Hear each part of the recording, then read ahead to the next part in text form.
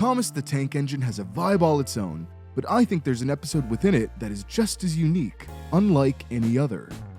Rusty and the Boulder is an episode in the 5th series about a giant spherical boulder that wreaks absolute mayhem on the railway. Why are you running? The show in this series specifically is no stranger to peril. Accidents are some of the most fun and exciting parts of these stories. By the time the 5th series released in 1998, the show was no longer adapting stories by Reverend Audrey, instead writing new material. Railway rules and practices got bent and stretched a bit more, as neither Britt nor David were railway experts like Wilbert was. The episode starts off normally enough. We're introduced to the titular rock. It was a mysterious boulder. It had stood alone for a long time, but one day workmen arrived to build a quarry on the land below. And then Rusty tells Thomas and Percy about it. Because of a big boulder. I think it's watching me, said Rusty nervously. What? What do you mean it's watching you? This is really bizarre. I am aware that I'm talking about a show where trains have faces, but that is the only exception from reality that Thomas is meant to have. Then, not long after, we see Rusty and the ominous rock once more. I think it's Boulder wanting us to go away. Rusty's got like a 6th sense or something. Rusty's picking up a vibe here. Honestly, it creeped me out a little bit as a kid. Especially with the soundtrack and this. Hello?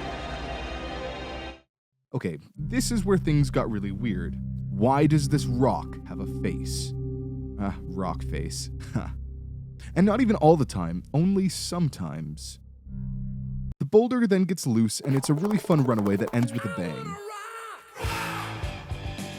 Sir Topham Hatt gets really serious and shuts down his entire operation. We should have left this part of the island alone. They move the boulder to a little hill, and the episode ends with this oddly poetic narration piece. They moved Boulder to a hill close by the yards. Rusty is sure that on a clear night it is gazing up at the mountain, and that its sides are being carried on the wind to where it once used to stand proud and silent. I wonder if Rusty is right. Don't you?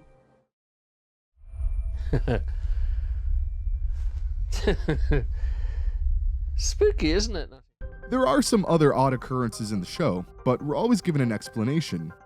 Rusty and the Boulder explains nothing and dips.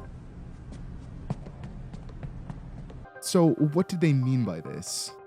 Storytime. When I was a young kid, we lived in an apartment with an unusual shower head. It had jagged edges all the way around the inside that I thought looked like sharp teeth.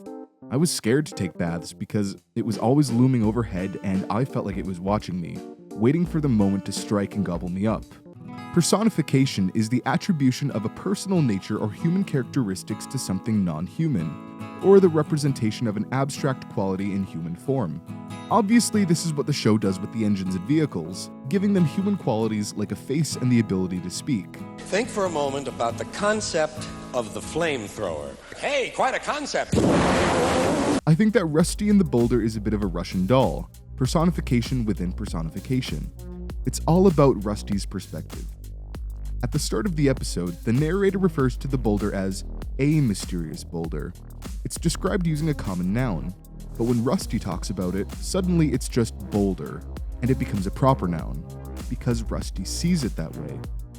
Just like how I imagine the showerhead being alive, Rusty personifies the boulder, possibly because he fears it and for good reason. Also, while we're talking about sentience, rip to this guy. What's that? Asked Rusty. It's called Thumper. Doesn't get to speak, is only referred to by it, and is never seen again. As for Boulder's face, I think it's just there to help us understand where Rusty's coming from. That's just a stupid boulder! It's not just a boulder!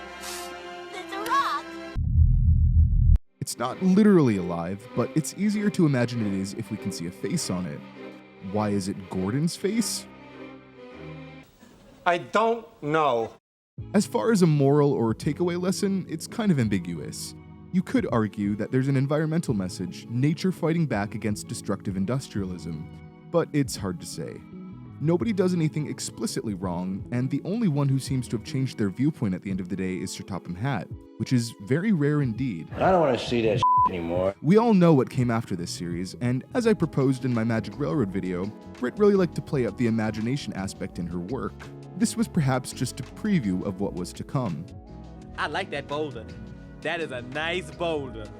Speaking of things to come, I'm always open to suggestions. If you enjoyed this video, please consider subscribing and doing all the usual YouTube stuff. It means a lot. Thanks.